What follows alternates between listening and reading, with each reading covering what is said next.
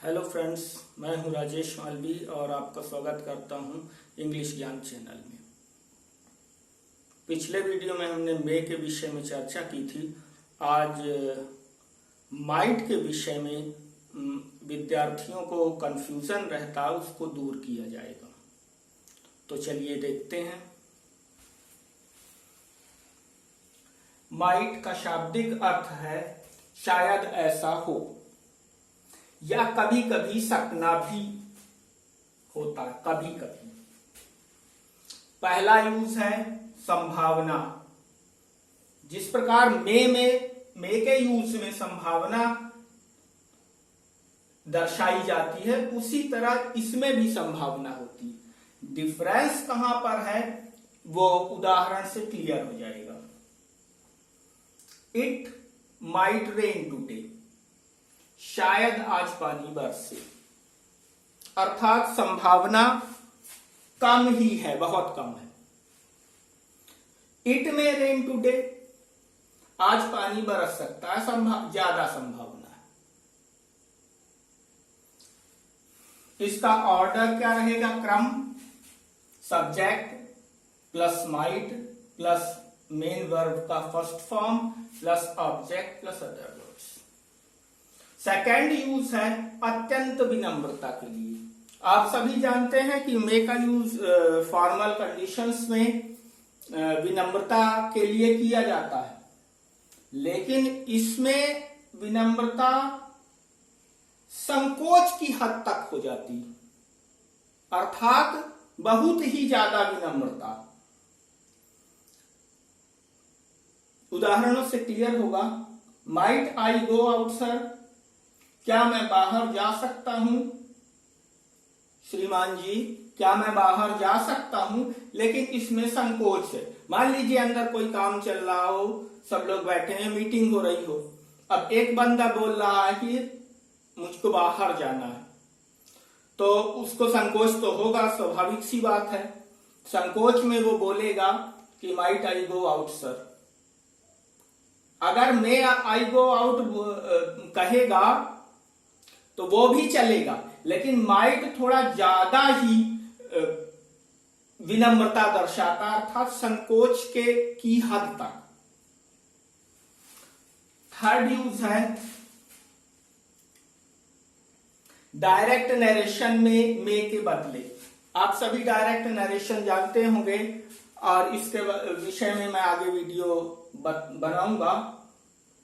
Direct narration में इस तरह ये इन्वर्टेड कॉमा के अंदर जो सेंटेंस रहता है, तो यहां पर मे के बदले यहां मे यूज हुआ है। ही टोल्ड मी, उसने मुझे बताया। आई मे हेल्प यू, मैं तुम्हारी मदद कर सकता हूं। तो जब इसको डायरेक्ट को इनडायरेक्ट में चेंज किए तो he told me that he might help me, उसने मुझे बताया कि वह मेरी मदद कर सकता है। ठीक है, तो इस तरह से मे चेंज हो गया माइट में। और ये कब होगा? जब यहां की ये वर्ब पास्ट में रहेगी, रिपोर्टिंग वर्ब पास्ट में रहेगी, तब ही होगा ऐसा चेंजेस, अन्यथा नहीं होगा। कुछ और प्रयोग समझ लेते हैं।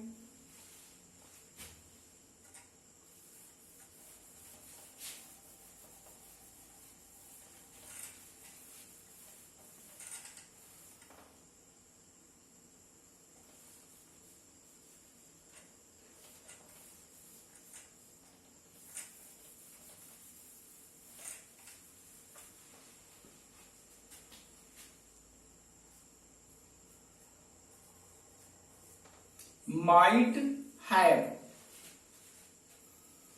इसका शाब्दिक अर्थ, ये भी बहुत यूज होता है। इसका शाब्दिक अर्थ हुआ शायद ऐसा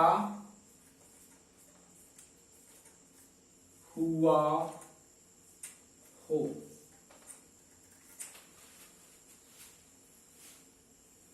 उदाहरणों में शायद वह शहर गया हो, शायद वर्षा हुई हो, शायद मोहन आया हो। इस तरह से माइट हैव के वाक्य बनते हैं। तो इसका ऑर्डर सबसे पहले क्लियर करते हैं।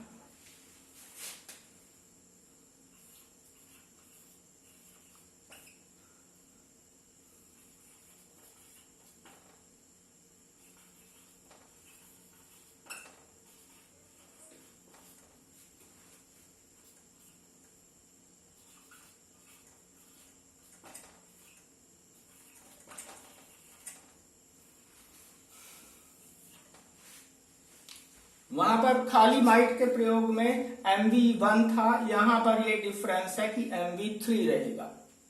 तो हो सकता है कि कुछ परेशानी हो विद्यार्थियों को।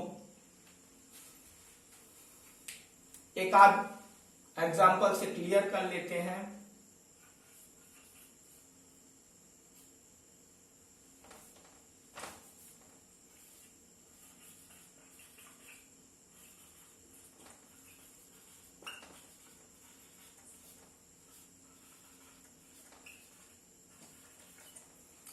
Sohan might have come here, come came, come third form come ही रहेगा। Sohan might have come here, शायद सोहन यहां आया हो।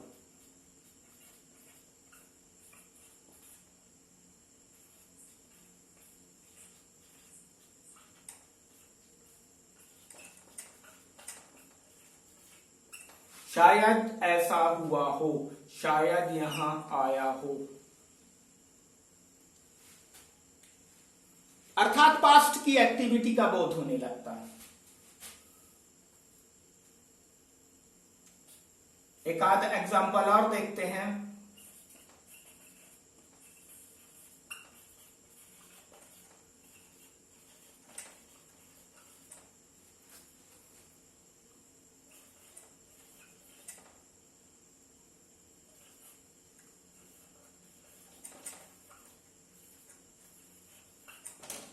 It might have rained here yesterday. शायद कल यहां वर्षा हुई हो। तो इसका अर्थ क्या हुआ? शायद कल यहां वर्षा हुई हो। पास्ट की एक्टिविटी मुझको नहीं मालूम है, शायद हुई हो। तो इस तरह से ये चीजें क्लियर होंगी। तो आज अब हम लोगों ने सीखा खाली माइट और माइट हैव का प्रयोग। तो आशा करते हैं दी गई जानकारी क्लियर हो गई होगी।